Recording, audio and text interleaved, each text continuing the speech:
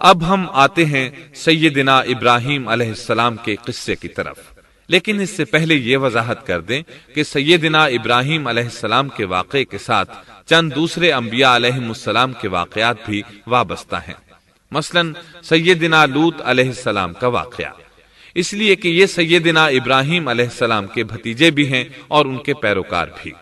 اسی طرح آپ کے صاحبزادوں سیدنا اسماعیل اور سیدنا اسحاق علیہ السلام کے واقعات ساتھ ساتھ چلتے ہیں۔ اس کی وجہ یہ ہے کہ سیدنا اسماعیل علیہ السلام کی ولادت کے وقت ابراہیم علیہ السلام کی عمر 87 سال تھی، اور سیدنا اسحاق علیہ السلام کی پیدائش کے وقت سیدنا ابراہیم علیہ السلام کی عمر 100 سال تھی، جبکہ سیدنا ابراہیم علیہ السلام کی کل عمر 175 سال ہوئی، اس لیے ان کے واقعات ساتھ ساتھ چلتے ہیں۔ ابراہیم علیہ السلام کا قصہ سناتے ہوئے ان حضرات کا ذکر ساتھ ساتھ ضرور آئے گا، تو آئیے شروع کرتے ہیں قصہ ابراہیم علیہ السلام کا۔ صالح علیہ السلام کے بعد اللہ تعالیٰ نے سیدنا ابراہیم علیہ السلام کو مبعوث فرمایا۔ ابراہیم علیہ السلام جد الانبیاء ہیں، عظیم المرتبت اور اولو العزم پیغمبر ہیں۔ آپ کے والد کا نام طارق تھا، جبکہ اس کا لقب آزر تھا۔ آزر مدد کرنے والے کو کہتے ہیں۔ یہ شخص اپنے قبیلے کے افراد کی مدد کیا کرتا تھا، غمخواری کرتا تھا، اس لیے اس کا لقب آزر مشہور ہو گیا تھا۔ قرآن مجید میں ابراہیم علیہ السلام کا قصہ 73 مقامات پر ذکر ہوا ہے۔ یہ 73 مقامات 25 سورتوں میں ہیں، اور یہ بات ابراہیم علیہ السلام کے بلند مرتبت ہونے پر دلالت کرتی ہے۔ ابراہیم علیہ السلام بھی سام بن نوح علیہ السلام کی نسل سے ہیں۔ آپ کی پیدائش عراق کے مشہور شہر بابل میں ہوئی۔ یہ عراق کے شمال میں واقع تھا اور آج بھی موجود ہے۔ بہت بڑا شہر ہے، اس وقت بھی بڑی آبادی پر مشتمل تھا۔ یہاں بت پرستی عام ہو چکی تھی۔ اللہ تعالی سورۃ العنکبوت آیت 25 میں فرماتے ہیں، وَقَالَ إِنَّمَا اتَّخَذْتُم مِّن دُونِ اللَّهِ أَوْثَانًا مَّوَدَّةَ بَيْنِكُمْ فِي الْحَيَاةِ الدُّنْيَا۔ ابراہیم نے کہا کہ تم نے جن بتوں کی پرستش اللہ کے سوا کی ہے، انہیں تم نے اپنی آپس کی دنیاوی دوستی کے بنا پر معبود ٹھہرا لیا ہے۔ مطلب یہ کہ وہ لوگ اللہ کی عبادت بتوں کو اللہ کا شریک ٹھہرا کر کرتے تھے۔ ابراہیم علیہ السلام نے اپنے باپ سے اور اپنی قوم سے کہا کہ یہ مورتیاں جن کے تم مجاور بنے بیٹھے ہو کیا ہیں؟ انہوں نے جواب دیا، ہم نے اپنے باپ دادوں کو انہی کی عبادت کرتے پایا ہے۔ اللہ تعالیٰ ان کے بارے میں فرماتے ہیں، اے نبی، انہیں ابراہیم علیہ السلام کا قصہ سنا دو، جبکہ انہوں نے اپنے باپ اور اپنی قوم سے فرمایا، تم کس کی عبادت کرتے ہو؟ کہنے لگے، بتوں کی، ہم تو برابر ان کے مجاور بنے بیٹھے ہیں۔ ابراہیم علیہ السلام نے فرمایا، جب تم انہیں پکارتے ہو تو کیا وہ سنتے بھی ہیں یا تمہیں نفع اور نقصان پہنچا سکتے ہیں؟ انہوں نے کہا، یہ ہم کچھ نہیں جانتے، ہم نے تو اپنے باپ دادوں کو اسی طرح کرتے پایا ہے۔ مطلب یہ کہ یہ بت پرستی انہیں ورثے میں ملی تھی۔ وہ جن معبودوں کی عبادت کرتے تھے، نہ وہ ان کی پکار کو سنتے تھے، نہ ہی ان کے نفع و نقصان پر قادر تھے۔ اسی لیے ابراہیم علیہ السلام انہیں جھنجھوڑ رہے تھے، لیکن اندھی تقلید اور بشری عقل کے بیکار ہو جانے نے انہیں یہ سب سوچنے سے عاری کر دیا تھا۔ اللہ تعالیٰ نے ابراہیم علیہ السلام کی خصوصی رہنمائی فرمائی تھی، جیسا کہ سورۃ الانبیاء آیت 51 میں ہے، وَلَقَدْ آتَيْنَا إِبْرَاهِيمَ رُشْدَهُ مِن قَبْلُ وَكُنَّا بِهِ عَالِمِينَ۔ اور ہم نے ابراہیم کو پہلے سے ہدایت عطا فرما دی تھی اور ہم اسے جانتے تھے۔ ابراہیم علیہ السلام نے کبھی ایک لمحے کے لیے بھی بتوں کی پوجا نہیں کی تھی۔ آپ نے اپنی قوم کو بتوں کی پوجا کرتے دیکھا تو انہیں ملامت کی، ایک اللہ کی طرف دعوت دی، اور اس دعوت کی ابتدا انہوں نے اپنے باپ سے کی۔ اللہ تعالیٰ سورہ مریم میں فرماتے ہیں، اے نبی، کتاب میں ابراہیم کا ذکر کر، بے شک وہ سچا نبی تھا۔ جب اس نے اپنے باپ سے کہا، اے میرے باپ، بے شک مجھے وہ علم عطا ہوا ہے جو تمہیں حاصل نہیں، اس لیے میری اطاعت کریں، میں آپ کو سیدھا راستہ دکھاؤں گا۔ اے میرے باپ، شیطان کی عبادت نہ کریں، بے شک شیطان اللہ کا نافرمان ہے۔ ان بتوں کی عبادت گویا شیطان کی عبادت ہے، اس لیے آپ نے ان معبودوں کو شیطان سے تعبیر کیا۔ فرمایا، اے میرے باپ، بے شک مجھے خوف ہے کہ تم پر اللہ کا عذاب آئے، پھر تم شیطان کے ساتھی ہو جاؤ۔ باپ نے ان کی بات سن کر کہا، اے ابراہیم، کیا تو میرے معبودوں سے پھرا ہوا ہے؟ البتہ اگر تو باز نہ آیا تو میں تجھے سنسار کر دوں گا، اور تو مجھ سے ایک مدت تک دور ہو جا، یعنی مجھ سے اتنا دور ہو جا کہ کبھی مجھے نظر نہ آئے۔ ابراہیم علیہ السلام نے اپنے باپ پر نرمی اور مہربانی کرتے ہوئے ان سے کہا، آپ پر سلامتی ہو، میں اپنے رب سے آپ کے لیے بخشش طلب کرتا رہوں گا۔ لیکن جب بعد میں ان پر واضح ہو گیا کہ وہ تو اللہ کا دشمن ہے، تو ابراہیم علیہ السلام اس سے بے تعلق ہو گئے۔ سورہ توبہ آیت 114 میں اللہ فرماتے ہیں، وما كان استغفار إبراهيم لأبيه إلا عن موعدة وعدها إياه فلما تبين له أنه عدو لله تبرأ منه ان ابراہیم لأواہ حلیم۔ اور ابراہیم کا اپنے والد کے لیے بخشش طلب کرنا ایک وعدے کی وجہ سے تھا جو وہ اس سے کر چکے تھے، لیکن جب انہیں معلوم ہو گیا کہ وہ اللہ کا دشمن ہے تو اس سے بیزار ہو گئے۔ بے شک ابراہیم بڑے نرم اور تحمل والے تھے۔ کسی ایماندار کے لیے جائز نہیں کہ وہ کسی کافر کے لیے دعائے مغفرت کرے، بلکہ مومن پر حرام ہے کہ وہ کسی کافر یا عیسائی وغیرہ کے لیے مغفرت طلب کرے یا اس سے یہ کہے کہ اللہ تجھ پر رحم کرے۔ ابراہیم علیہ السلام کے والد نے انہیں دھمکی دی تھی کہ اگر تم اس دعوت سے باز نہ آئے تو میں تمہیں سنسار کر دوں گا۔ اس کے جواب میں ابراہیم علیہ السلام اپنے والد کے ساتھ انتہائی شفقت سے پیش آئے اور اس سے کہنے لگے، میں آپ کے لیے اپنے رب سے استغفار کرتا رہوں گا، اس لیے کہ آپ اپنے والد پر بے حد مہربان تھے۔ اسی لیے اللہ تعالیٰ بھی ابراہیم علیہ السلام پر بے حد مہربان تھے، اور آپ کا لقب خلیل الرحمن رکھ دیا گیا۔ خلت محبت کا وہ انتہائی درجہ ہے جس کے ساتھ دل محبت سے بھر جاتا ہے، یعنی وہ بہت سے لوگوں سے بڑھ کر اللہ تعالیٰ کو محبوب تھے۔ والد کے سخت جواب کے بعد ابراہیم علیہ السلام نے ان سے علیحدگی اختیار کر لی اور انہیں مخاطب کر کے فرمایا، میں تمہیں چھوڑتا ہوں اور جنہیں تم اللہ کے سوا پکارتے ہو ان کو بھی چھوڑتا ہوں، میں اپنے رب کو پکاروں گا، مجھے امید ہے میں اپنے رب کو پکار کر محروم نہیں رہوں گا۔ آپ اللہ کے پیارے اور پسندیدہ نبی تھے۔ جب آپ نے اپنی قوم کو توحید کی دعوت دی اس وقت آپ نوجوان تھے، آپ کی عمر 16 سال تھی۔ ساتھ میں آپ اس بات پر غور و فکر بھی کرتے کہ آخر یہ لوگ بتوں کی پوجا کیوں کرتے ہیں۔ آپ کا دل ان کے شرک پر بہت کوڑتا۔ آخر آپ نے مصمم ارادہ کر لیا کہ اس شر اور فساد کی جڑ کو کاٹ کر رہیں گے، یعنی ان بتوں کو توڑ کر رہیں گے۔ آپ اپنی قوم کو بتوں کو توڑ دینے کی دھمکی دیتے رہے۔ اس دھمکی کا ذکر اللہ تعالیٰ نے سورۃ الانبیاء آیت 57 میں کیا ہے، وَتَاللَّهِ لَأَكِيدَنَّ أَصْنَامَكُمْ بَعْدَ أَن تُوَلُّوا مُدْبِرِينَ۔ اور اللہ کی قسم میں تمہارے بتوں کا علاج کروں گا جب تم پیٹھ پھیر کر جا چکے ہوگے۔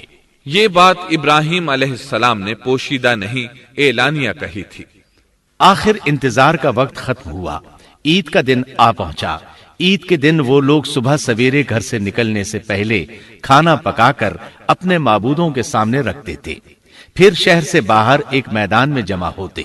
وہاں کھیلتے کودتے خوشیاں مناتے، ناز سے چلتے پھرتے اور کھانا کھاتے، شام کو گھروں کی طرف آتے، صبح بتوں کے پاس جو کھانا رکھ گئے تھے اس کو اٹھاتے اور تبرک سمجھ کر کھا جاتے۔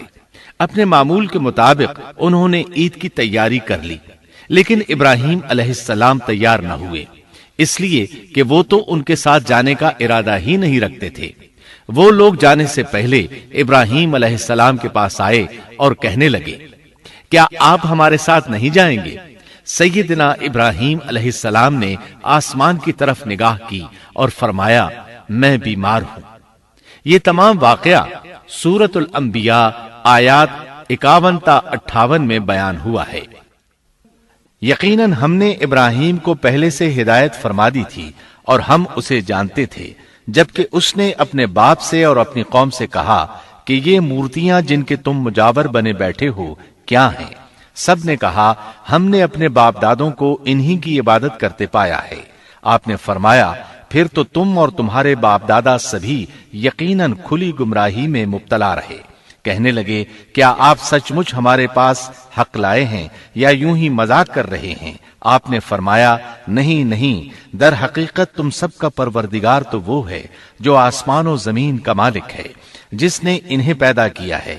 میں تو ایسی بات کا گواہ اور قائل ہوں، اور اللہ کی قسم میں تمہارے ان معبودوں کا علاج تمہاری غیر موجودگی میں کروں گا۔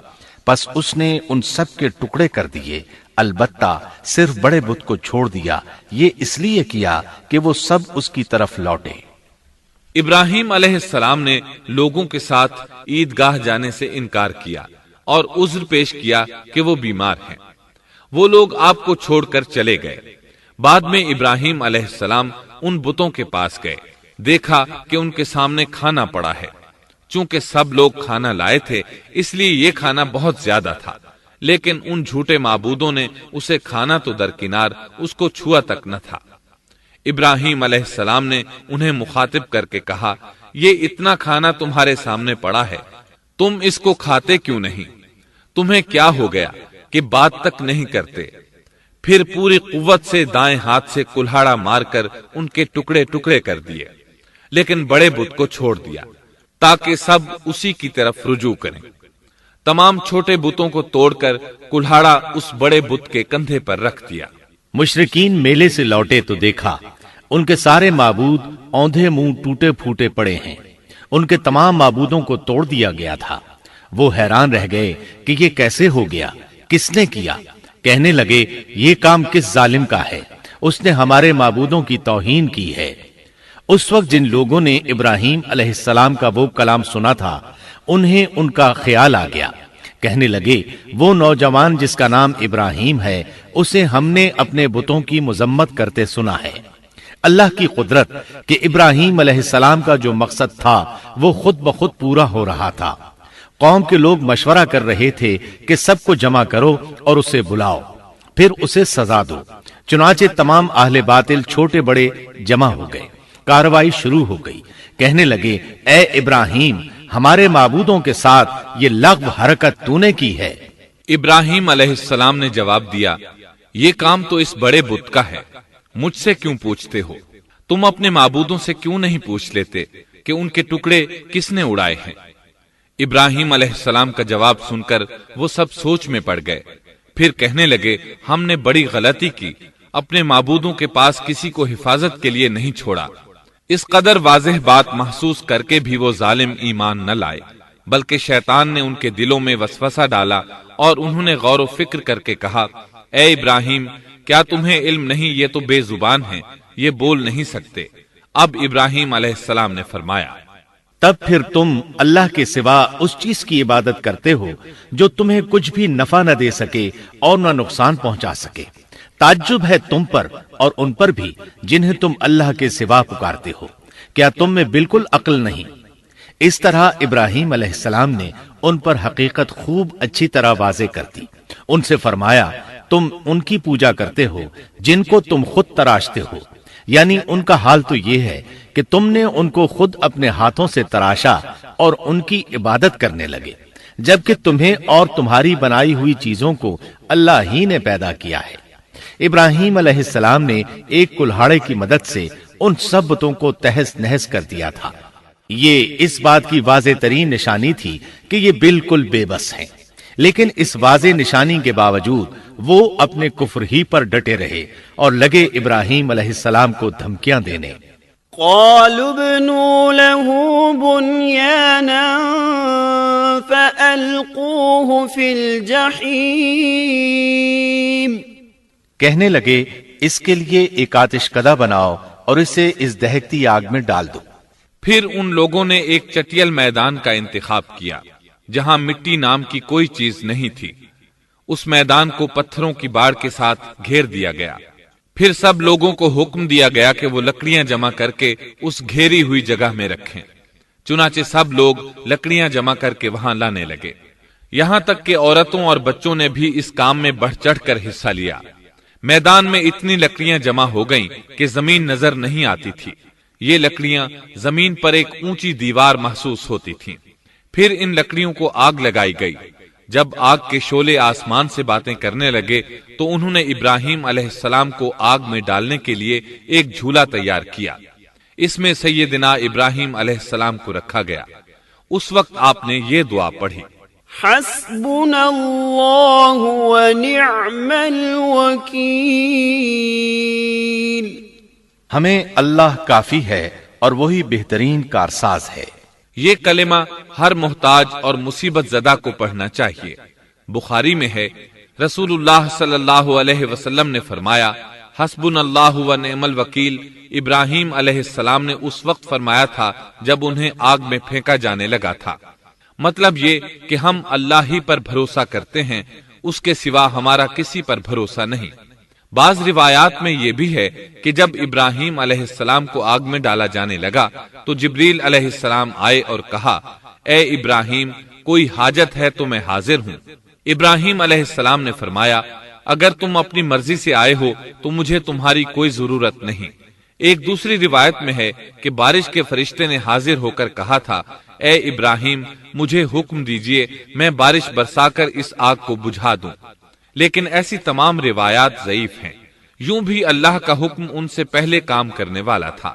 اللہ تعالیٰ سورہ انبیاء آیت 69 اور 70 میں فرماتے ہیں، قلنا یا نار کونی بردا وسلاما علی ابراہیم وَأَرَادُوا بِهِ كَيْدًا فَجَعَلْنَاهُمُ الْأَخْسَرِينَ۔ ہم نے کہا، اے آگ ابراہیم پر ٹھنڈی ہو جا اور سلامتی والی ہو جا۔ گو انہوں نے ابراہیم کا برا چاہا لیکن ہم نے انہیں ہی نقصان پانے والا کر دیا۔ چنانچہ جب ابراہیم علیہ السلام کو آگ میں ڈالا گیا تو وہ ٹھنڈی ہو گئی۔ ابن عباس رضی اللہ عنہما فرماتے ہیں، اگر اللہ تعالیٰ آگ سے یہ نہ فرماتے کہ سلامتی والی ٹھنڈی ہو جا تو وہ اس قدر سرد ہو جاتی کہ اس کی ٹھنڈک سے تکلیف محسوس ہوتی۔ گویا آگ بھی اللہ کے حکم کے بغیر نہیں جلا سکتی، چھری اللہ کے حکم کے بغیر نہیں کاٹ سکتی، اس لیے کہ یہ بھی اللہ کی مخلوق ہیں اور ان کی قدرت بھی اللہ کے پاس ہے۔ وہ چاہے تو ان کو قدرت عطا کر دے، چاہے تو قدرت واپس لے لے۔ آگ کو ٹھنڈا ہونے کا حکم ہوا، وہ ٹھنڈی ہو گئی۔ اس نے نہ ابراہیم علیہ السلام کے کپڑے جلائے، نہ جسم کے کسی حصے کو کوئی نقصان پہنچایا، صرف وہ رسیاں جلائیں جن سے آپ کو باندھا گیا تھا۔ سبحان اللہ۔ لوگ آگ کے گرد اس انتظار میں کھڑے تھے کہ جو ہی انہیں آگ میں پھینکا جائے گا وہ جل کر راکھ ہو جائیں گے، لیکن وہ یہ دیکھ کر حیران رہ گئے کہ ابراہیم علیہ السلام بڑے ناز سے آگ کے درمیان بیٹھے ہیں۔ بعض روایات میں ہے کہ ابراہیم علیہ السلام فرمایا کرتے تھے، مجھے ان دنوں جو راحت اور سکون حاصل تھا ویسا آگ سے نکلنے کے بعد نہیں ہوا۔ لوگ اس معجزے کو دیکھ کر حیرت زدہ تھے۔ پھر ابراہیم علیہ السلام آگ سے نکلے۔ اتنا بڑا معجزہ دیکھنے کے باوجود لوط علیہ السلام کے سوا کوئی شخص پورے بابل شہر سے ان پر ایمان نہ لایا۔ اللہ تعالیٰ فرماتے ہیں، فآمن له لوط، پس ابراہیم پر لوط ایمان لائے۔ مطلب یہ کہ پوری بستی سے لوط علیہ السلام تھے جو آپ پر ایمان لائے تھے، باقی تمام لوگ کفر ہی پر ڈٹے رہے۔ ابراہیم علیہ السلام ان کا رویہ دیکھ کر نا امید ہو گئے کہ اس سے بڑھ کر یہ کون سا معجزہ دیکھنا چاہتے ہیں۔ ان کے بتوں کو توڑ دیا گیا، اپنی آنکھوں سے اللہ کی نشانی ان لوگوں نے دیکھی، پھر بھی یہ ایمان نہیں لائے، چنانچہ آپ نے وہاں سے ہجرت کا ارادہ فرما لیا۔ اس وقت بابل پر نمرود نامی بادشاہ کی حکومت تھی۔ کہا جاتا ہے کہ زمین کے بیشتر حصے پر اسی کی حکمرانی تھی۔ جب اس کے پاس یہ خبریں پہنچیں کہ ابراہیم علیہ السلام کو آگ میں ڈالا گیا لیکن آگ نے انہیں نہیں جلایا، تو اس نے ابراہیم علیہ السلام کو اپنے دربار میں پیش کرنے کا حکم دیا۔ ابراہیم علیہ السلام کو وہاں لایا گیا۔ نمرود نے ان سے ان کے رب کے بارے میں سوال کیا۔ اللہ تعالیٰ سورۃ البقرہ آیت 258 میں فرماتے ہیں، أَلَمْ تَرَ إِلَى الَّذِي حَاجَّ إِبْرَاهِيمَ فِي رَبِّهِ أَنْ آتَاهُ اللَّهُ الْمُلْكَ۔ کیا تو نے اس شخص کو نہیں دیکھا جس نے ابراہیم سے اس کے رب کے متعلق جھگڑا کیا اس لیے کہ اللہ نے اسے سلطنت دی تھی۔ ایک روایت میں ہے کہ 4 بادشاہوں نے زمین کے بیشتر حصے پر حکمرانی کی ہے، ان میں سے ایک نمرود ہے۔ نمرود اپنے وقت کا حاکم و بادشاہ تھا۔ ابراہیم علیہ السلام سے جب اس کی اللہ تعالیٰ کے بارے میں بات چیت ہوئی تو ابراہیم علیہ السلام نے کہا، میرا رب وہ ہے جو زندہ کرتا ہے اور مارتا ہے۔ جواب میں اس نے کہا، میں بھی زندہ کرتا ہوں اور مارتا ہوں۔ چنانچہ اس نے حکم دیا کہ جیل سے 2 آدمیوں کو لے آؤ۔ جیل سے 2 ایسے آدمیوں کو لایا گیا جن کے لیے سزائے موت کا فیصلہ ہو چکا تھا۔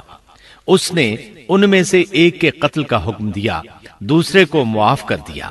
اس سے اس نے یہ ثابت کرنا چاہا کہ وہ بھی زندہ کر سکتا ہے اور موت دے سکتا ہے، اور کہنے لگا، دیکھ لو میرے حکم سے لوگ مرتے ہیں اور میرے حکم سے انہیں زندگی ملتی ہے۔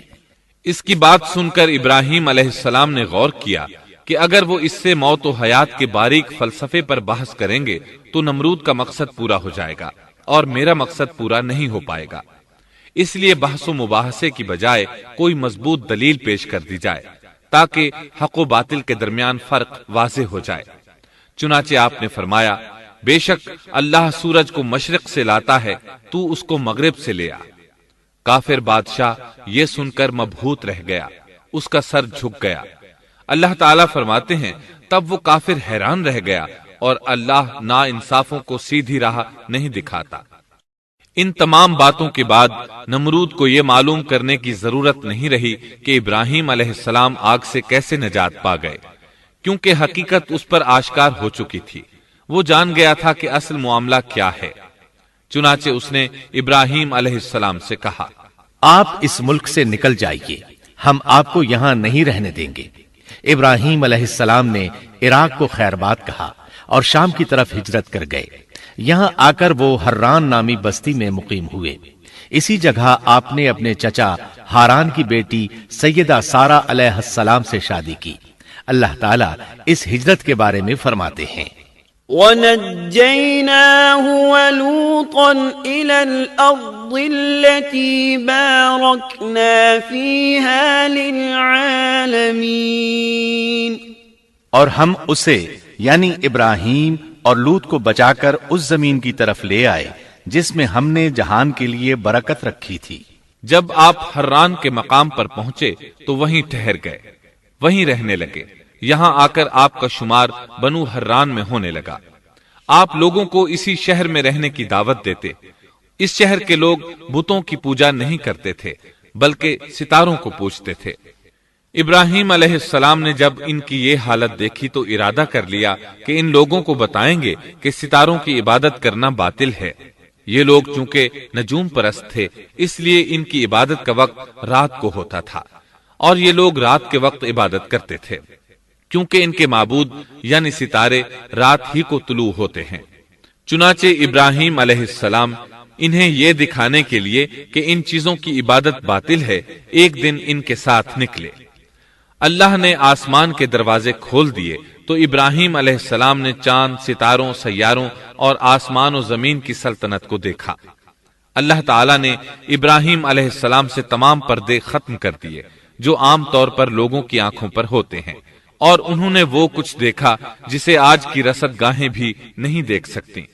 اللہ تعالی سورۃ الانعام آیت 75 میں فرماتے ہیں، وَكَذَلِكَ نُرِي إِبْرَاهِيمَ مَلَكُوتَ السَّمَاوَاتِ وَالْأَرْضِ وَلِيَكُونَ مِنَ الْمُوقِنِينَ۔ اور اسی طرح ہم نے ابراہیم کو آسمان اور زمین کی سلطنت کا مشاہدہ کرا دیا تاکہ وہ یقین کرنے والوں میں سے ہو جائے۔ بعض مفسرین نے لکھا ہے کہ یہ سب کچھ اللہ تعالیٰ نے ابراہیم علیہ السلام کو اس لیے دکھایا تھا کہ وہ ستاروں کی پرستش کرتے تھے، پھر اللہ تعالیٰ نے اپنی عبادت کی طرف ان کی رہنمائی فرمائی۔ جن مفسرین نے یہ بات لکھی وہ غلطی پر ہیں، کیونکہ ایک جلیل القدر رسول کے متعلق ایسا گمان کرنا کبیرہ گناہ ہے۔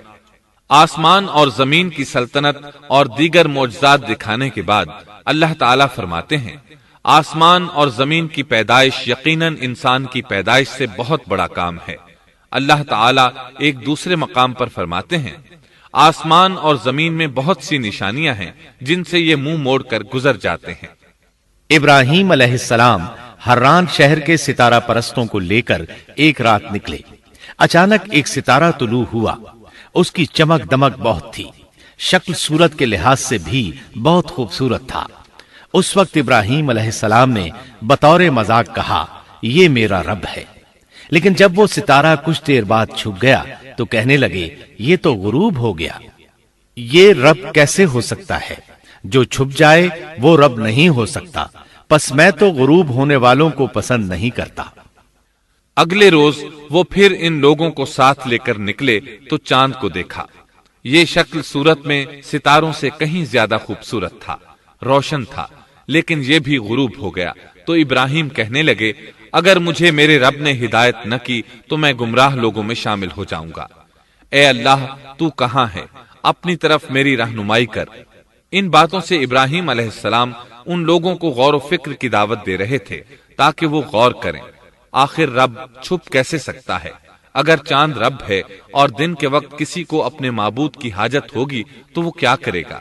لہذا چاند کسی صورت رب نہیں ہو سکتا۔ پھر جب دن چڑھا اور سورج طلوع ہوا تو کہنے لگے، یہ میرا رب ہے، یہ تو سب سے بڑا ہے۔ پھر لوگوں کو مخاطب کر کے کہنے لگے، تم رات کو چھوٹے چھوٹے ستاروں کی پوجا کرتے ہو، کیوں نہ تم اتنے بڑے ایک ہی رب کی پوجا کر لو۔ لیکن جب وہ بھی غروب ہو گیا تو کہنے لگے، یقیناً میں تمہارے شرک سے بیزار ہوں، یہ معبود کیسے ہو سکتے ہیں؟ ان میں تو تبدیلی آتی رہتی ہے، کبھی طلوع ہوتے ہیں کبھی غروب ہوتے ہیں۔ یہ اس بات کی دلیل ہے کہ یہ مخلوق ہیں اور ان کا خالق کوئی اور ہے جس کے حکم کے یہ تابع ہیں۔ جب یہ خود مخلوق ہیں اور کسی اور کے تابع ہیں تو کسی کو نفع نقصان پہنچانے پر کس طرح قادر ہو سکتے ہیں؟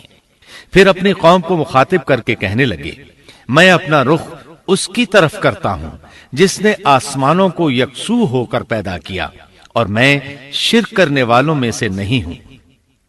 اب بھی وہ اپنی بات پر اڑے رہے۔ تب آپ نے فرمایا، تم مجھ سے اللہ کے بارے میں جھگڑ رہے ہو، مجھے تو اللہ راہ دکھا چکا ہے اور اس نے مجھے دلیل عطا فرمائی ہے۔ میں یقیناً جانتا ہوں کہ تمہارے تمام معبود بے بس اور بے طاقت ہیں۔ جاؤ، تم سے اور تمہارے ان معبودوں سے جو ہو سکے کر لو، میرے رب کی مرضی کے بغیر کچھ بھی نہیں ہو سکتا۔ میرے رب نے ہر چیز کے علم کو اپنے گھیرے میں لے رکھا ہے، کیا پھر بھی تم نصیحت حاصل نہیں کرو گے؟ اور میں تمہارے معبودوں سے خوف کیوں کھاؤں؟ تم اللہ سے نہیں ڈرتے؟ ان کو اللہ کا شریک ٹھہرا رہے ہو۔ اللہ نے اس کی کوئی دلیل نازل نہیں کی۔ اگر تم میں صحیح علم ہے تو تم ہی بتلا دو کہ ہم دونوں جماعتوں میں سے امن کا زیادہ حقدار کون ہے؟ امن انہی کے لیے ہے جو ایمان لانے کے بعد دین کو شرک سے خلط ملط نہیں کرتے۔ حقیقت میں ہدایت یافتہ وہی لوگ ہیں۔ یہی ہمارے وہ دلائل تھے جو ہم نے ابراہیم علیہ السلام کو ان کی قوم کے مقابلے میں عطا کیے تھے، اور ہم جسے چاہیں مرتبے میں بڑھا دیں۔ بے شک تیرا رب بڑی حکمت والا ہے۔ ان لوگوں نے پھر بھی کفر ہی کیا، کوئی بھی ایمان نہ لایا۔ چنانچہ ابراہیم علیہ السلام نے ایک بار پھر ہجرت کی اور مصر جا پہنچے۔ مصر کے بادشاہ کو خبر ملی کہ ایک شخص ہجرت کر کے آیا ہے اور اس کے ساتھ ایک عورت ہے، وہ بہت زیادہ حسین و جمیل ہے۔ چنانچہ اس ظالم نے اپنے کارندوں کو بھیجا کہ اس عورت کو میرے پاس لے آؤ، ساتھ ہی اس سے پوچھنا کہ تمہارے ساتھ جو آدمی ہے وہ کون ہے، اگر وہ اس کا خاوند ہو تو اسے قتل کر دینا۔ ادھر بادشاہ نے اپنے کارندوں کو حکم دیا، ادھر اللہ نے ابراہیم علیہ السلام کی طرف وحی بھیج دی۔ انہوں نے سارا علیہ السلام سے کہا، اگر وہ تجھ سے میرے بارے میں پوچھیں تو بتا دینا تم میری بہن ہو۔ پھر سارا سے بولے، اے سارا، روئے زمین پر میرے اور تیرے سوا کوئی مومن نہیں، یعنی یہ کافروں کی سرزمین ہے، یہاں کوئی مومن نہیں، اس لحاظ سے تم میری دینی بہن ہو۔ پھر بادشاہ نے ابراہیم علیہ السلام کو پیش کرنے کا حکم دیا۔ اس نے آپ سے پوچھا، یہ عورت کون ہے؟ آپ نے فرمایا، یہ میری بہن ہے۔ اس طرح ابراہیم علیہ السلام کی زندگی میں 3 موقع ایسے آئے کہ انہوں نے اللہ کے دین کی حمایت اور مدافعت کے لیے توریہ کیا۔ توریہ کا مطلب یہ ہے کہ واقعہ کچھ اور ہو لیکن کوئی شخص کسی خاص مصلحت کی وجہ سے اسے 2 معانی والے الفاظ کے ساتھ اس انداز میں بیان کرے کہ سننے والا اس واقعہ کو نہ سمجھ سکے بلکہ اس کا ذہن خلاف واقعہ چیز کی طرف منتقل ہو جائے۔ شریعت نے بعض مخصوص حالات میں اس کی اجازت دی ہے۔ وہ 3 مواقع جہاں ابراہیم علیہ السلام نے توریہ فرمایا، ان کی وضاحت کچھ اس طرح ہے۔ ایک یہ کہ آپ نے میلے پر نہ جانے کی غرض سے ان لوگوں سے کہا تھا کہ میں بیمار ہوں۔ دوسرے موقع پر یہ فرمایا تھا، یہ کام اس بڑے سردار بت کا ہے۔ تیسرے، سارا علیہ السلام کو دینی بہن قرار دیا۔ اس ظالم بادشاہ نے سارا علیہ السلام کو اپنی تحویل میں لے لیا۔ جب سارا علیہ السلام کو معلوم ہوا کہ وہ ایک بدکار شخص ہے تو انہوں نے اللہ تعالیٰ سے دعا کی، اے اللہ، تجھے معلوم ہے میں تجھ پر اور تیرے نبی پر ایمان لائی ہوں اور اپنے جسم کو اپنے خاوند کے سوا ہر ایک سے محفوظ رکھا ہے، لہٰذا آپ اس کافر کو مجھ پر مسلط نہ کیجیے گا۔ چنانچہ اس کافر بادشاہ نے جب سیدہ سارا کو پکڑنے کے لیے اپنا ہاتھ بڑھایا تو اس کا ہاتھ شل ہو گیا اور اپنی جگہ پر جم گیا۔ وہ لگا چیخ پکار کرنے، اس میں اتنی طاقت نہ رہی کہ اپنے ہاتھ کو حرکت دے سکے۔ اس کی آواز سن کر اس کے محافظ بھاگے ہوئے آئے، انہوں نے اس کے ہاتھ کو چھڑانا چاہا لیکن چھڑا نہ سکے۔ اس کی یہ حالت دیکھ کر سیدہ سارا خوف زدہ ہو گئیں۔ انہوں نے سوچا اگر یہ مر گیا تو لوگ کہیں گے اسے میں نے قتل کیا ہے۔ چنانچہ انہوں نے اللہ سے دعا کی کہ اسے چھوڑ دیا جائے۔ اللہ تعالیٰ نے آپ کی دعا قبول کر لی، اس کا ہاتھ ٹھیک ہو گیا، لیکن وہ ظالم پھر بھی نہ ڈرا۔ اس نے ایک بار پھر آپ کی طرف ہاتھ بڑھایا، اس کا ہاتھ پھر شل ہو گیا۔ سیدہ سارا نے پھر دعا کی، وہ دوبارہ ٹھیک ہو گیا، وہ پھر بھی باز نہ آیا۔ تیسری بار پھر اس نے ان کی طرف ہاتھ بڑھایا، اس بار بھی اس کا ہاتھ شل ہو گیا۔ اب وہ سیدہ سارا علیہ السلام سے کہنے لگا، اب کی بار اگر تو مجھے اس مصیبت سے نجات دلائے گی تو میں تجھے چھوڑ دوں گا اور کبھی تیرے آڑے نہیں آؤں گا۔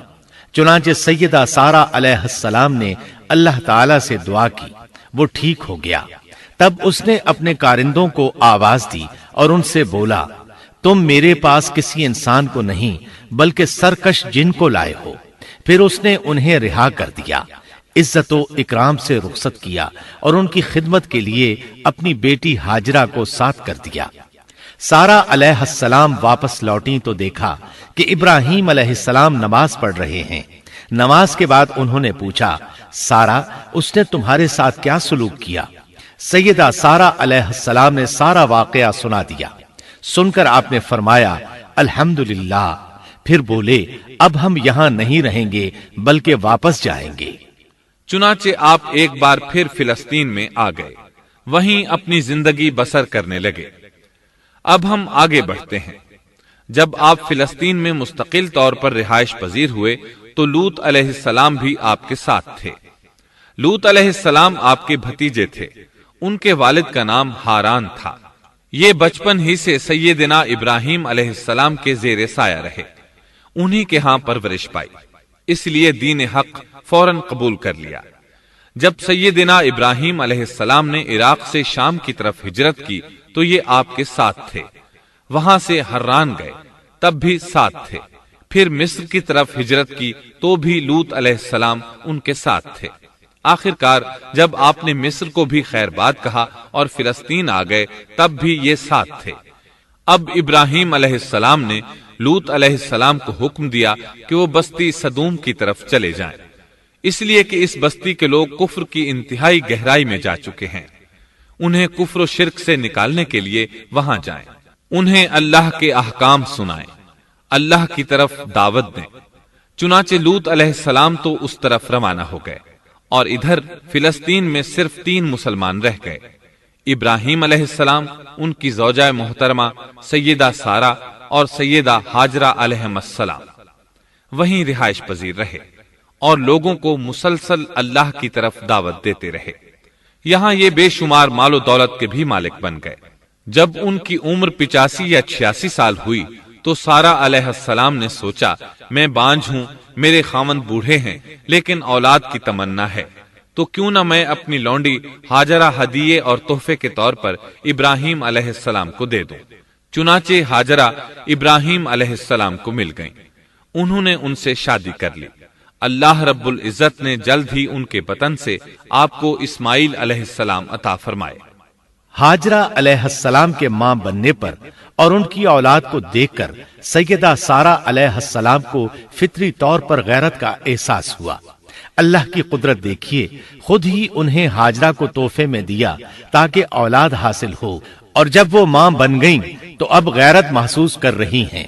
اپنی اس کیفیت سے مجبور ہو کر سیدہ سارہ نے ابراہیم علیہ السلام سے کہا، آپ مجھے اس کے ساتھ ایک جگہ پر نہ رکھیں۔ مورخین اور سیرت نگار لکھتے ہیں کہ ہاجرہ علیہ السلام ایک نطاق پہنا کرتی تھی، یعنی وہ جسم کے درمیان ایک لمبا کپڑا لٹکا لیتی تھیں تاکہ وہ کپڑا گھسٹ گھسٹ کر قدموں کے نشانات مٹا دے اور سارہ کو نظر نہ آئے، کیونکہ سارہ غیرت کی حد کو پہنچ چکی تھی۔ ابراہیم علیہ السلام نے جب سارہ علیہ السلام کے اندر غیرت کے آثار دیکھے تو ہاجرہ کو ان کی نگاہوں سے دور کر دیا۔ ادھر اللہ کا حکم بھی نازل ہو گیا کہ اپنی بیوی ہاجرہ اور دودھ پیتے بچے اسماعیل کو ساتھ لے لیں اور مکہ کی طرف رخ کر لیں۔ ابراہیم علیہ السلام مکہ کی طرف روانہ ہوئے، یہاں تک کہ مکہ پہنچ گئے۔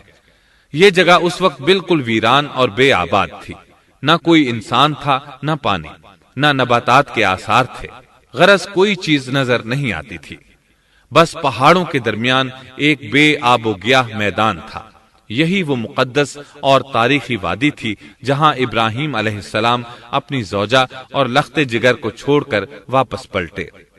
سیدہ ہاجرہ علیہ السلام کو بہت حیرت ہوئی، انہیں یہ امید نہیں تھی کہ ان کے خاوند انہیں ایک بے آباد جگہ تنہا چھوڑ کر چل دیں گے، اس پر بچے کی ذمہ داری الگ تھی۔ چنانچہ انہوں نے ابراہیم علیہ السلام کو آواز دی، لیکن انہوں نے مڑ کر بھی نہ دیکھا۔ اب وہ ان کے پیچھے آئیں اور قریب پہنچ کر بولی، اے ابراہیم، ہمیں کہاں چھوڑے جا رہے ہو؟ یہاں نہ پانی، نہ خوراک، نہ کوئی انسان۔ ابراہیم علیہ السلام نے پھر بھی کوئی جواب نہ دیا، کوئی پریشانی بھی ظاہر نہ کی اور چلتے رہے۔ سیدہ ہاجرہ بھی آپ کے پیچھے چلتی رہیں اور پوچھتی رہیں کہ ہمیں کس کے حوالے کر کے جا رہے ہیں؟ یہاں تو کوئی بھی جاندار نہیں، مکمل طور پر بے آباد علاقہ ہے، لیکن انہوں نے اب بھی کوئی توجہ نہ دی۔ آخر سیدہ ہاجرہ نے کہا، کیا آپ کو اللہ نے اس کام کا حکم دیا ہے؟ اب آپ نے جواب میں فرمایا، ہاں۔ تب سیدہ ہاجرہ بولی، اگر یہ بات ہے تو اللہ تعالی ہرگز ہمیں ضائع نہیں ہونے دے گا۔ جب انسان اللہ کے احکام کو بجا لائے تو اس کے دل سے فقر و فاقے کا خوف نکل جاتا ہے اور اللہ اسے طرح طرح کے انعامات سے نوازتا ہے۔ انسان جب تک اللہ کے احکام کو بجا لاتا رہے گا تب تک اللہ کی نصرت اور اس کی تائید شامل حال رہے گی۔ چنانچہ جوں ہی ہاجرہ علیہ السلام کو پتا چلا کہ انہیں تنہا چھوڑ جانا اللہ کے حکم کی بنا پر ہے تو فوراً یقین بھرے لہجے میں بولی، تب اللہ ہمیں ضائع نہیں کرے گا۔ یہ کہہ کر وہ اپنے شیر خوار بچے کی طرف پلٹ گئیں۔ خوراک اور پانی چند دن میں ختم ہو گئے، پانی کا ایک قطرہ پاس نہ رہا۔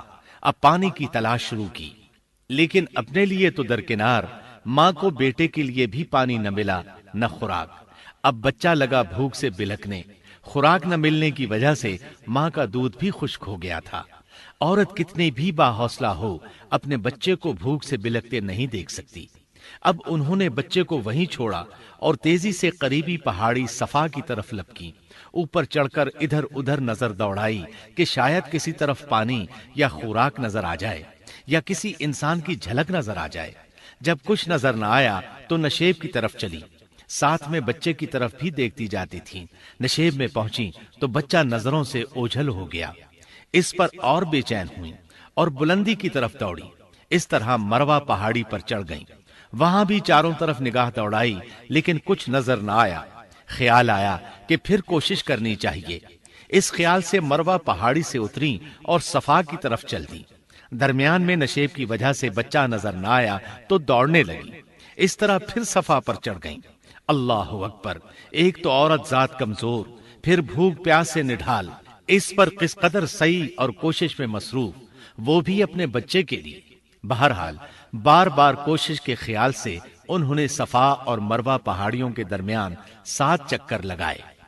یہی وجہ ہے مسلمان عازمین حج صفا و مروہ کے درمیان سعی کرتے ہیں تاکہ اس واقعے کی یاد تازہ ہو جائے۔ جب وہ آخری مرتبہ مروہ پر پہنچی تو انہوں نے ایک آواز سنی۔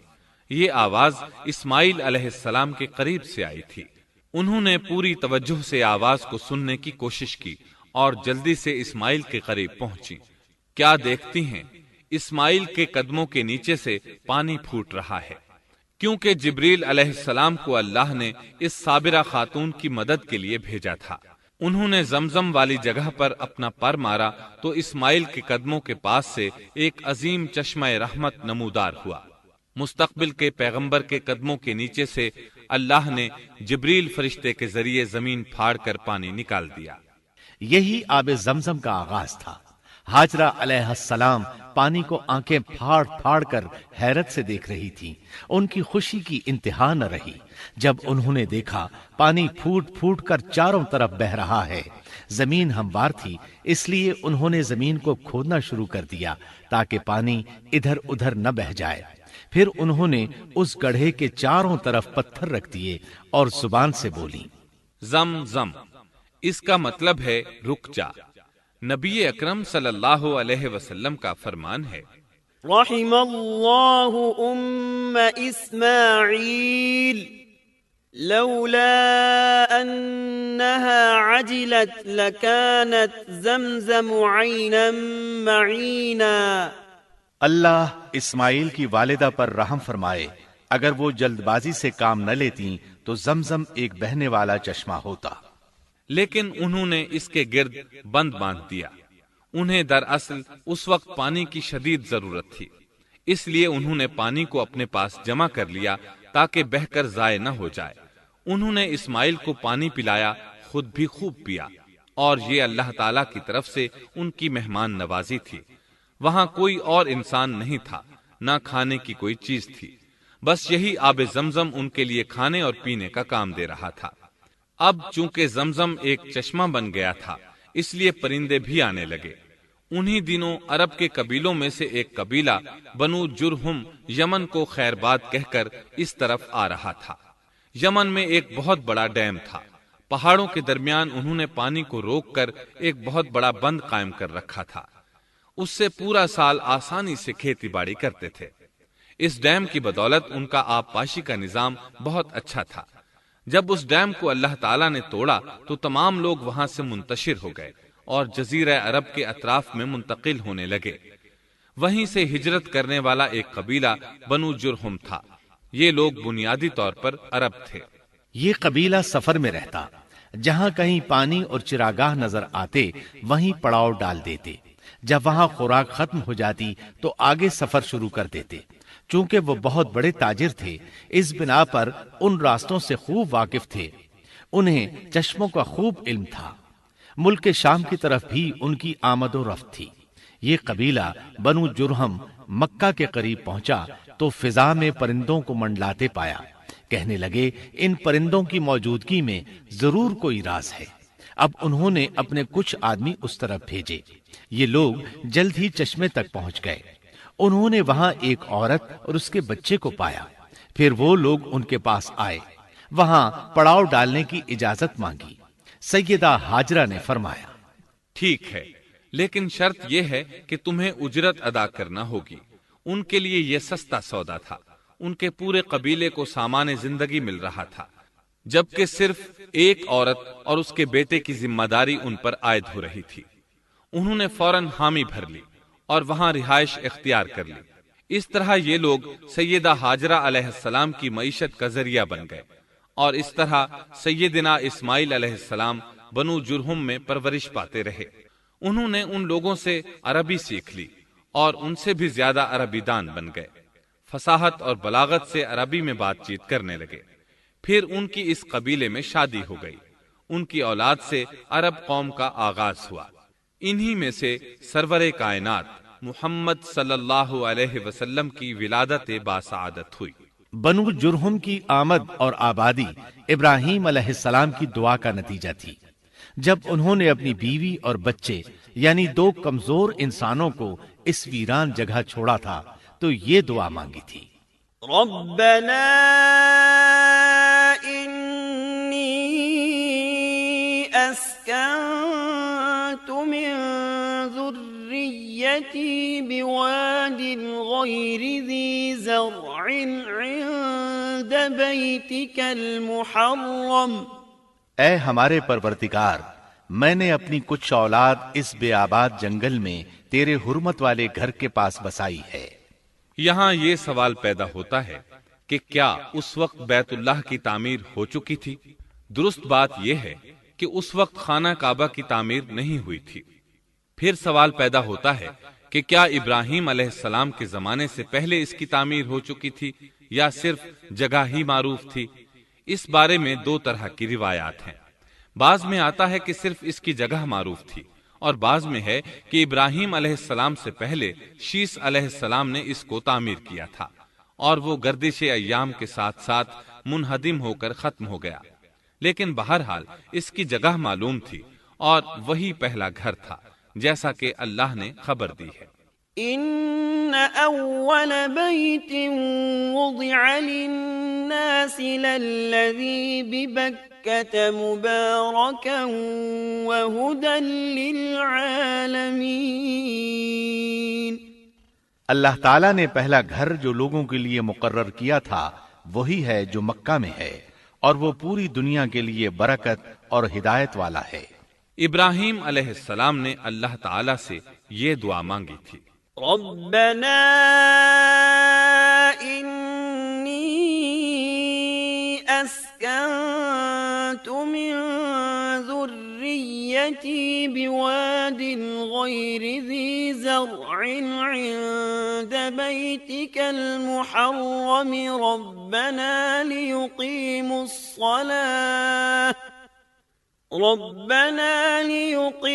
الصلاة فاجعل أفئدة من الناس تهوي إليهم وارزقهم من الثمرات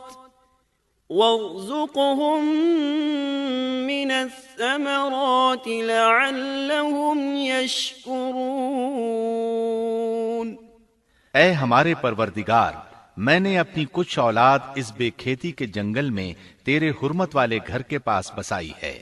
اے ہمارے پروردگار، یہ اس لیے کہ وہ نماز قائم کریں، پس تو کچھ لوگوں کے دلوں کو ان کی طرف مائل کر دے اور انہیں پھلوں کی روزیاں عطا فرما تاکہ یہ شکر گزاری کریں۔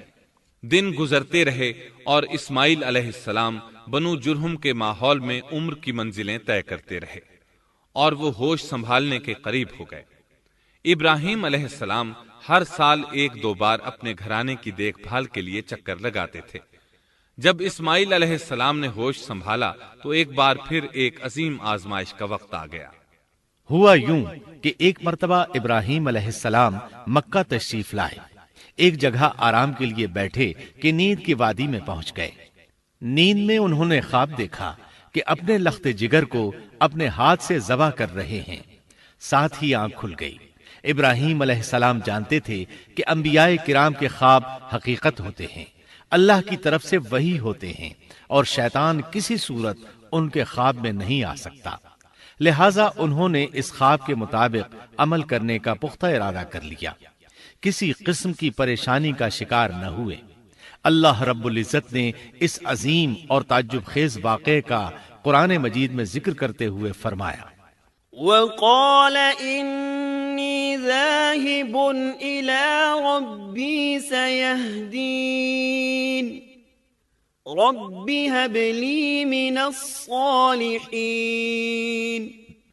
فبشرناه بغلام حليم فلما بلغ معه السعي قال يا بني إني أرى في المنام أني أذبحك فانظر ماذا ترى۔ اور ابراہیم نے کہا میں تو ہجرت کر کے اپنے پروردگار کی طرف جانے والا ہوں، وہ ضرور میری رہنمائی کرے گا۔ اے میرے رب، مجھے نیک بخت اولاد عطا فرما۔ تو ہم نے ایک بردبار بچے کی بشارت دی۔ پھر جب بچہ اتنی عمر کو پہنچا کہ اس کے ساتھ چلنے پھرنے لگا تو ابراہیم نے کہا میرے پیارے بیٹے، میں نے خواب دیکھا ہے کہ میں تجھے ذبح کر رہا ہوں، اب تو بتا تیری کیا رائے ہے؟ یہاں سوال پیدا ہوتا ہے کہ ابراہیم علیہ السلام نے اسماعیل علیہ السلام سے مشورہ کیوں لیا؟ وہ چاہتے تو اسماعیل کو سوتے میں ذبح کر دیتے، اس طرح اللہ کا حکم بجا لاتے۔ وہ بیٹے کے پاس کیوں گئے اور ان سے مشورہ کیوں لیا؟ جی ہاں، یہ مسئلہ یاد رکھنے کے قابل ہے کہ ہر مسلمان پر لازم ہے کہ وہ اپنے دوسرے مسلمان بھائی کو اجر و ثواب میں شامل کرنے کی کوشش کرے۔ ابراہیم علیہ السلام نے بیٹے کو ثواب میں شامل کرنے کے لیے انہیں اللہ کے حکم سے آگاہ کیا۔ یہ نہ چاہا کہ میں اکیلا ہی اجر لیتا رہوں، بلکہ دوسرے کی خیر خواہی کو پیش نظر رکھا۔ والدین کے لیے آپ کے اس انداز میں نصیحت موجود ہے، یہ کہ اولاد کو ثواب کے مواقع فراہم کریں، ان کی صحیح تربیت کریں۔ اگر صدقہ کرنے کا موقع ملے تو بچوں کے ذریعے صدقہ کرائیں، تاکہ انہیں بھی اللہ کے راستے میں خرچ کرنے کی عادت پڑے۔ جب کسی دینی مجلس میں بیٹھنے کا موقع ملے تو اپنی اولاد کو بھی ساتھ لے کر جائیں۔ بے شمار لوگ خود تو جاتے ہیں، اولاد کو جانے کے لیے کہتے بھی نہیں، خود دین سیکھتے ہیں، اولاد کو دین نہیں سکھاتے۔ ابراہیم علیہ السلام نے اسماعیل علیہ السلام سے رائے لی۔ سبحان اللہ، انہوں نے جواب میں فرمایا یا ابت افعل ما تؤمر، اے ابا جان، آپ کو جو حکم ملا ہے کر گزریے۔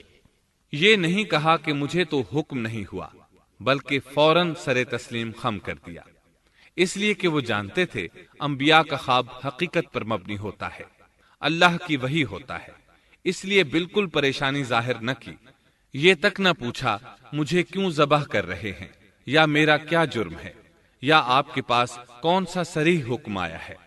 انہوں نے ایسی کوئی بات نہ کہی۔ اللہ کی فرما برداری اسی کو کہتے ہیں۔ چنانچہ اپنے باپ سے کہا یا ابت افعل ما تؤمر ستجدنی ان شاء اللہ من الصابرین۔ اے ابا جان، آپ کو جو حکم ہوا ہے اس کو کر گزریے، انشاءاللہ آپ مجھے صبر کرنے والوں میں پائیں گے۔ علماء کرام فرماتے ہیں اس جملے سے ان کا انتہائی ادب اور احترام شامل ہے، اور اس میں زبردست توکل موجود ہے۔ یہ نہیں کہا کہ آپ مجھے صبر کرنے والوں میں سے پائیں گے، بلکہ آپ نے اللہ کی مشیت کو جملے میں شامل کیا اور فرمایا انشاءاللہ آپ مجھے صبر کرنے والوں میں سے پائیں گے۔ لہٰذا مسلمانوں کو دھوکے میں نہیں پڑنا چاہیے۔ یہ نہ کہے میں سفر کروں گا، میں فلاں کام کروں گا، میں فلاں کام کے کرنے کی طاقت رکھتا ہوں، بلکہ یوں کہے اللہ نے چاہا تو میں سفر کروں گا، اللہ نے چاہا تو فلاں کام کروں گا۔ اپنے علم اور طاقت کے دھوکے میں پڑنا سراسر نادانی ہے۔ ہر چیز کا تعلق اللہ سے قائم کرے، جیسا کہ اللہ تعالیٰ فرماتے ہیں وَلَا تَقُولَنَّ لشيء إني فاعل ذلك غدا إلا أن يشاء الله اور ہرگز ہرگز کسی کام پر یوں نہ کہنا کہ میں اسے کل کروں گا مگر ساتھ ہی انشاءاللہ کہہ لینا۔ اپنی زبان کو اللہ کے ذکر سے سجا کر رکھو اور ہمیشہ اپنے معاملات کو اللہ کی طرف لوٹاؤ۔ بہرحال باپ بیٹا دونوں ہی مصمم ارادے کے ساتھ اللہ کا حکم پورا کرنے کے لیے پیش ہو گئے۔ اسماعیل علیہ السلام نے اپنے والد محترم سیدنا ابراہیم علیہ السلام سے کہا، جب آپ مجھے ذبح کرنے لگیں تو میری پیشانی کو زمین پر رکھ دیجیے گا تاکہ آپ کو میرا چہرہ نظر نہ آئے اور کہیں آپ کے ہاتھ رک نہ جائیں، چہرہ دیکھ کر آپ پر شفقت پدری غالب نہ آ جائے۔ اب ابراہیم علیہ السلام نے بیٹے کی پیشانی پکڑ کر زمین پر لٹا دیا جیسا کہ اللہ تعالی نے فرمایا۔ فلما أسلما وتله للجبين جب دونوں مطیع ہو گئے اور ابراہیم نے اسے پیشانی کے بل لٹا دیا، اب انہوں نے چھری پکڑی اور گردن پر چلا دی، لیکن چھری نے گردن نہ کاٹی، بالکل اسی طرح جیسے آگ نے ابراہیم کو نہیں جلایا تھا، اس لیے کہ چھری میں کاٹنے کی طاقت اور آگ میں جلانے کی صلاحیت اللہ کے حکم کے بغیر نہیں آ سکتی۔ اللہ نے دونوں سے یہ طاقتیں سلب کر لیں۔ اب ابراہیم زور لگا رہے ہیں، ادھر اسماعیل علیہ السلام کہہ رہے ہیں، ابا جان جلدی کیجئے، چھری چلائیے۔ اللہ تعالیٰ نے اس واقعے کا ذکر یوں فرمایا ہے، فلما أسلما وتله للجبين جب وہ دونوں مطیع ہو گئے اور ابراہیم نے اسے پیشانی کے بل لٹا دیا۔ اس مطیع ہونے سے مراد اللہ کے حکم کو نافذ کرنا ہے۔ اب ظاہر ہے مطیع تو وہ پہلے بھی تھے، لیکن یہاں اسلما یعنی مطیع ہونے سے مراد کامل اسلام ہے۔ نہایت واضح اور حقیقی اسلام مراد ہے، اس لیے کہ کامل اسلام وہی ہوتا ہے جس میں بغیر کسی تردد اور توقف کے اللہ کے امر اور نہی کی تصدیق کی جائے۔ یہ تھا حقیقی اسلام۔ ہاں تو چھری چلتی رہی، گلا نہ کٹا، اس لیے کہ امتحان اور آزمائش کی تکمیل ہو چکی تھی۔ یہ بات ثابت ہو چکی تھی کہ اللہ کا حکم نافذ کرنے میں دونوں پوری طرح کوشاں ہیں۔ اللہ تعالیٰ بھی فرما برداری ہی کا صلہ عطا فرماتے ہیں۔ چنانچہ آواز آئی، قد صدقت الرؤيا إنا كذلك نجزي المحسنين إن هذا لهو البلاء المبين ہم نے اسے پکارا، اے ابراہیم تو نے خواب کو سچ کر دکھایا، یقیناً ہم اسی طرح نیکوکاروں کو جزا دیا کرتے ہیں۔ یقیناً یہ ایک کھلی آزمائش تھی۔ تاریخ کا ایک عظیم ترین امتحان اور کڑی آزمائش دنیا کو آج بھی حیرت میں ڈال دیتی ہے۔ کون ہے جو بیٹے کو ذبح کرنے پر تیار ہو جائے، خاص طور پر اس صورت میں جب اولاد بھی اکلوتی ہو، جس کی وجہ سے 86 سال کے بعد آنگن میں بہار آئی ہو۔ پھر اس کی قربانی کا بھی واضح حکم نہیں دیا گیا تھا، اشارتاً خواب میں رہنمائی کی گئی تھی۔ آپ کہہ سکتے تھے یہ قتل اور سنگین جرم ہے، کہہ سکتے تھے اپنے بیٹے کو کس جرم میں قتل کروں، لیکن آپ نے بغیر کسی تعامل کے سر تسلیم خم کر دیا اور اس عظیم امتحان میں کامیاب ہوئے۔ اللہ فرماتے ہیں، وَإِبْرَاهِيمَ الَّذِي وَفَّى اور ابراہیم وہ ہیں جنہوں نے وفاداری کی۔ اس آیت میں یہ نہیں بتایا گیا کہ کس چیز میں وفاداری کی، اس لیے کہ وہ تو ہر معاملے میں مکمل طور پر وفاداری کا مظاہرہ کر چکے تھے۔ آگ میں ڈالے جانے والا معاملہ، بیوی اور بچے کو لق و دق میدان میں چھوڑ آنے کا معاملہ، پھر ذبح کا امتحان، تعمیر بیت اللہ کی مشقت، غرض ہر معاملے میں وفادار تھے، حتیٰ کہ اپنا مال اللہ کے راستے میں خرچ کرنے میں اس قدر وفادار کہ ابو زیفان کے لقب سے مشہور ہو گئے۔ اس کا معنی ہے مہمان نواز۔ کسی مہمان کو دسترخوان پر اپنے ساتھ بٹھائے بغیر ایک لقمہ نہیں کھاتے تھے۔ باہر نکلتے مہمان تلاش کرتے، پھر اس کے ساتھ مل کر کھانا کھاتے۔ مہمان نہ ملتا تو سخت غمگین ہو جاتے۔ اس طرح انہوں نے اللہ کے ہر حکم کی پاسداری کی۔ ذبح والے اس امتحان کا اللہ نے انہیں کیا صلہ دیا؟ اللہ فرماتے ہیں وَفَدَيْنَاهُ بِذِبْحٍ عَظِيمٍ، ہم نے اسے عظیم ذبیحے کا بدلہ عطا کیا۔ ہاں تو ہم بتا رہے تھے، چھری نے گلا نہ کاٹا۔ ایسے میں ابراہیم علیہ السلام نے ایک آواز سنی۔ آواز پیچھے سے آئی تھی۔ انہوں نے مڑ کر دیکھا، جبریل علیہ السلام نظر آئے۔ وہ آسمان سے ایک مینڈھا لے کر آئے تھے۔ دنیا کے مینڈھوں میں سے نہیں بلکہ جنت کا مینڈھا لائے تھے۔ سیدنا عبداللہ بن عباس رضی اللہ عنہما سے روایت ہے کہ وہ مینڈھا جنت میں 40 سال تک چرتا رہا۔ سفید رنگ، کشادہ آنکھوں، خوبصورت سینگوں والا حسین و جمیل مینڈھا تھا۔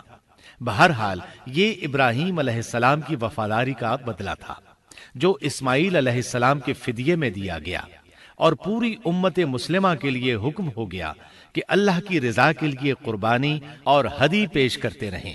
کعبے کے پاس حرم الہی میں ہر سال یہ سنت ادا کی جاتی ہے، اور ان کے ساتھ ساتھ پوری زمین کے تمام خطوں پر بسنے والے مسلمان بھی اس عظیم فرمانبرداری کی علامت کے طور پر قربانیاں پیش کرتے ہیں۔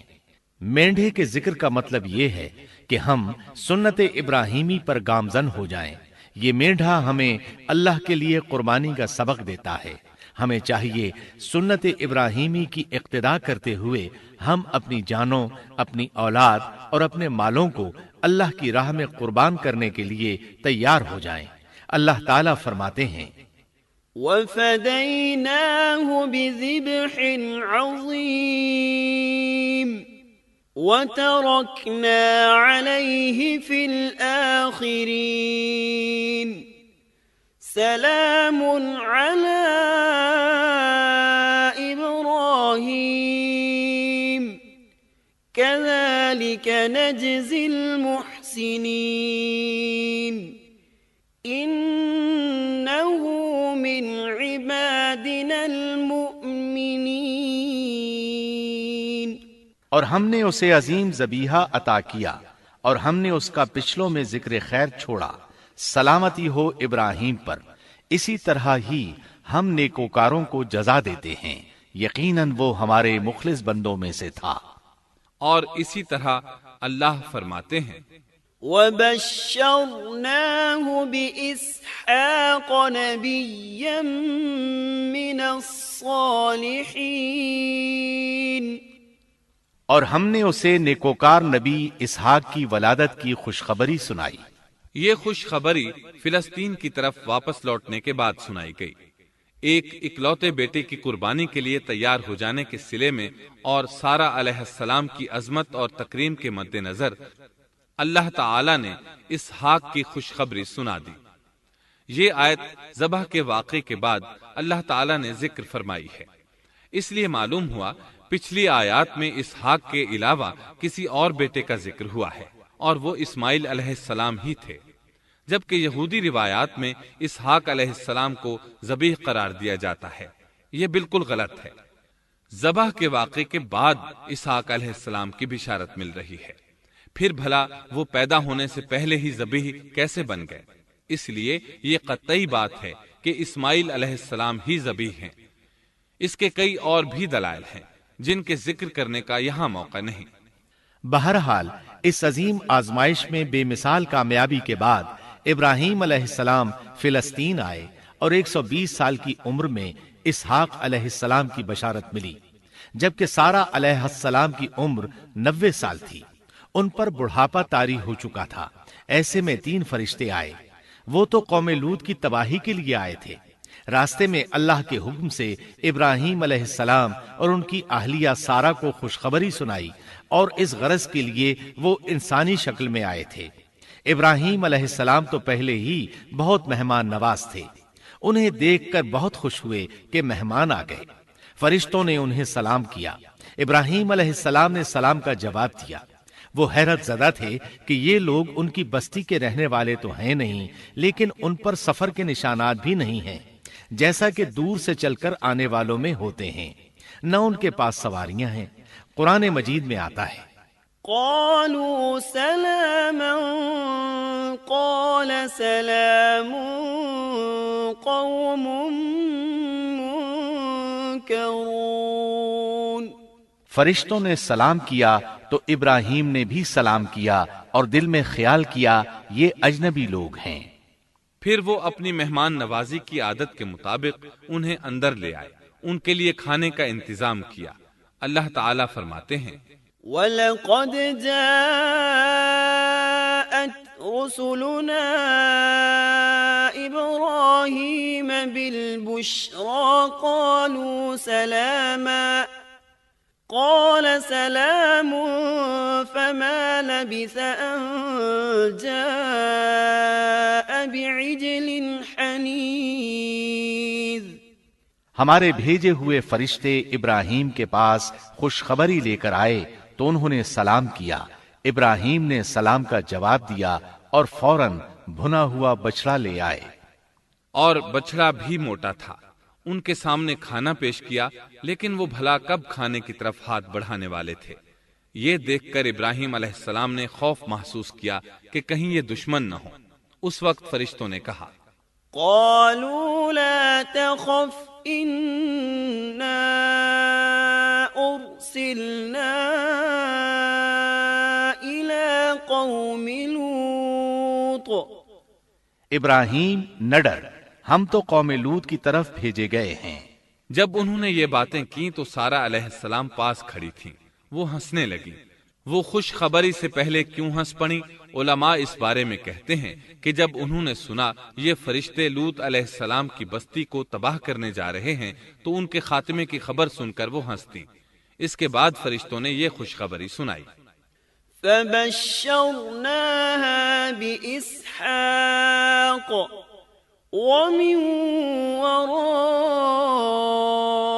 إسحاق يعقوب۔ ہم نے اسے اسحاق کی پیدائش کی خوشخبری دی اور اسحاق کے بعد یعقوب پوتے کی بھی خوشخبری دی۔ بہت جلد ہی ہم اسحاق سے تیری ویران گود کو آباد کریں گے، اور تو اپنی زندگی میں اس کے بیٹے یعقوب کو بھی دیکھ لے گی۔ اب 3 بشارتیں جمع ہو گئیں۔ بیٹا پیدا ہوگا، لمبی عمر ملے گی یعنی بیٹا جوان ہوگا، اور پھر وہ اپنے پوتے کو بھی دیکھے گی۔ اس سے بڑھ کر کیا عزت اور تکریم ہو سکتی ہے؟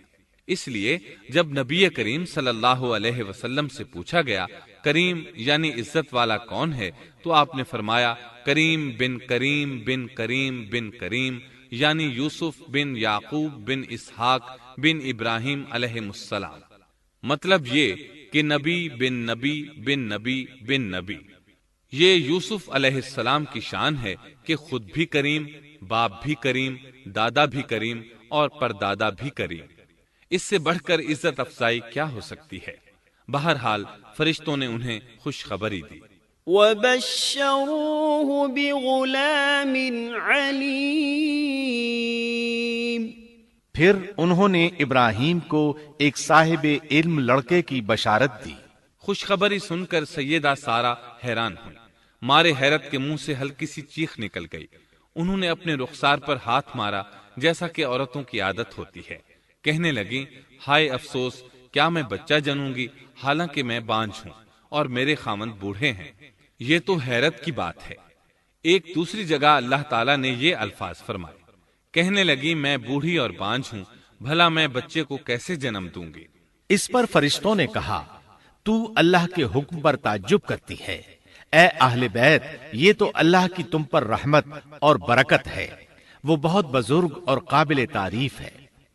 دوسری آیت میں ہے انہوں نے کہا اسی طرح تیرے رب نے فیصلہ کیا ہے اور ہمیں کہا ہے، یقیناً وہ بہت حکمت والا ہے اور علم رکھنے والا ہے۔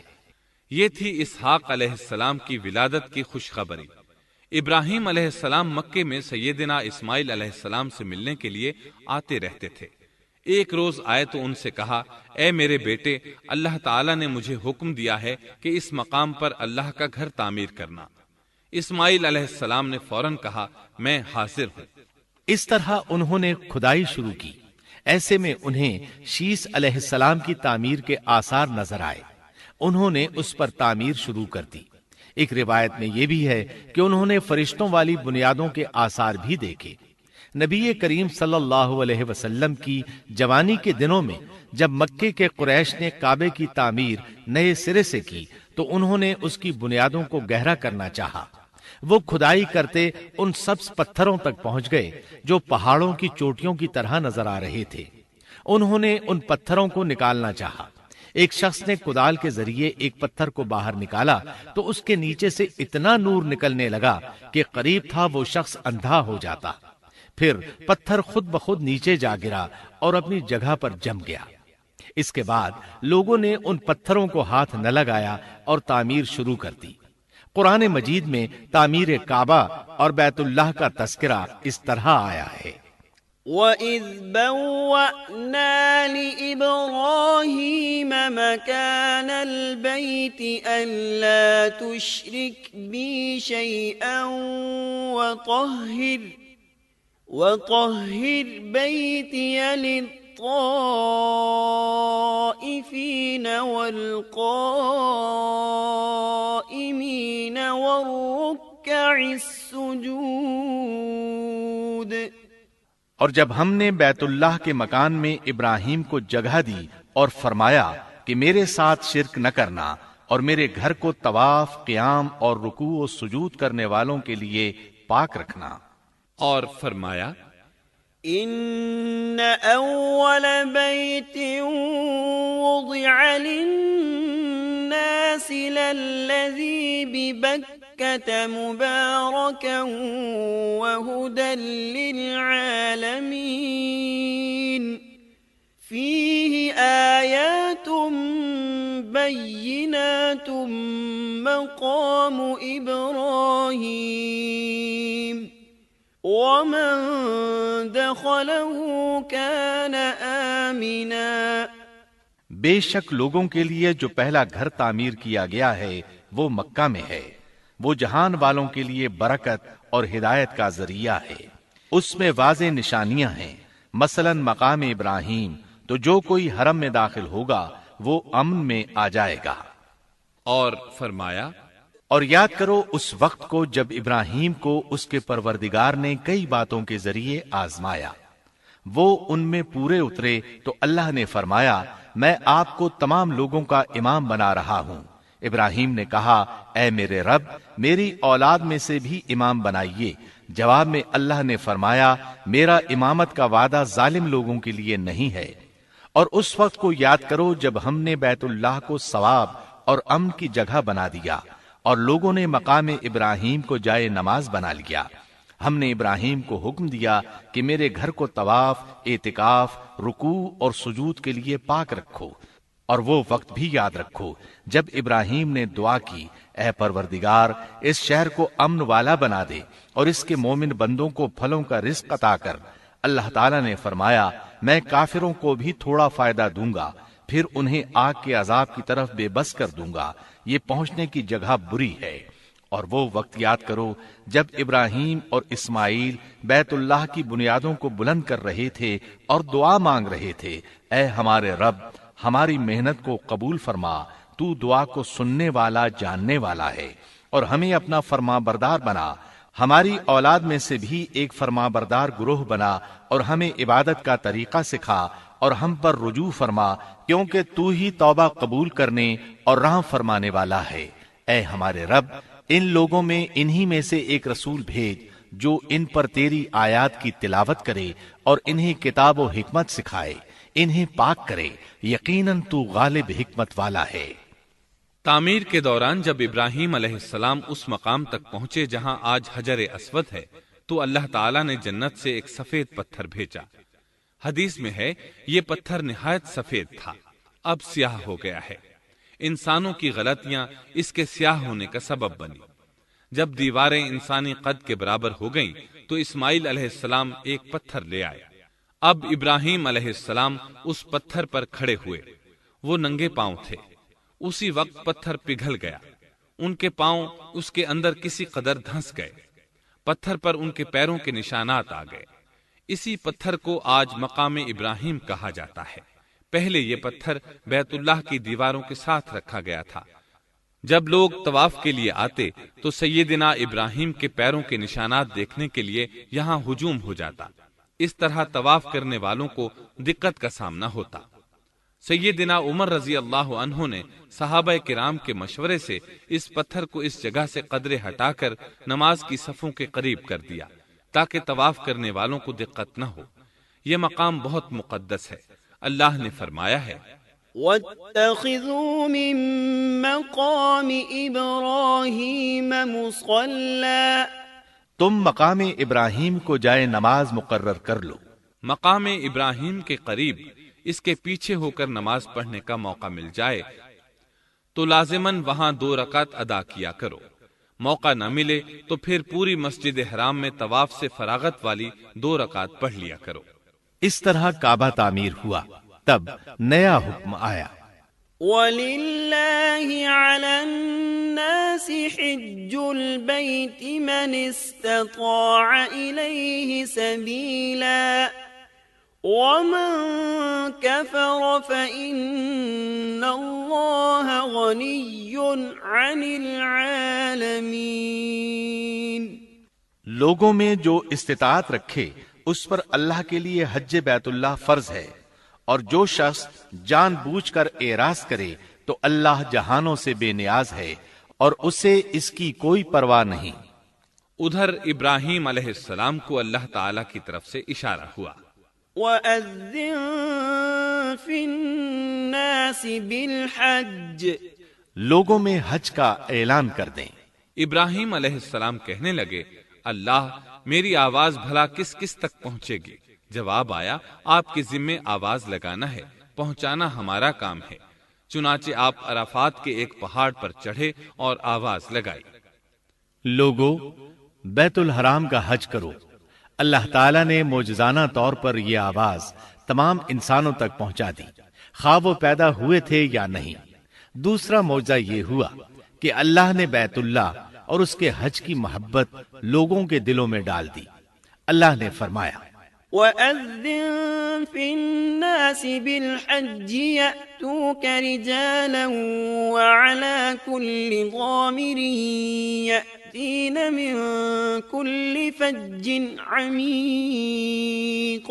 اور آپ لوگوں میں حج کا اعلان کر دیں، وہ آپ کی طرف پیدل بھی آئیں گے اور دبلے پتلے اونٹوں پر بھی دور دور سے آئیں گے۔ اس طرح لوگ پیدل اور سوار ہو کر کثرت سے حج کے لیے آنے لگے اور یہ ویران علاقہ آباد ہونے لگا۔ یہ تھے حالات اور واقعات ابراہیم علیہ السلام کے۔ آپ نے 175 سال کی عمر میں وفات پائی۔ آپ سے پہلے سیدہ ہاجرہ علیہ السلام نے وفات پائی اور ان کی وفات سے کچھ ہی عرصہ بعد سیدہ سارہ علیہ السلام 127 سال کی عمر میں فوت ہو گئیں۔ ان دونوں کی وفات کے بعد آپ غمگین رہنے لگے۔ آخر اتنی مدت تک ساتھ رہا تھا۔ آپ خلیل الرحمن تھے، آپ پر صحیفے بھی نازل ہوئے، آپ اللہ کے بے حد شکر گزار تھے۔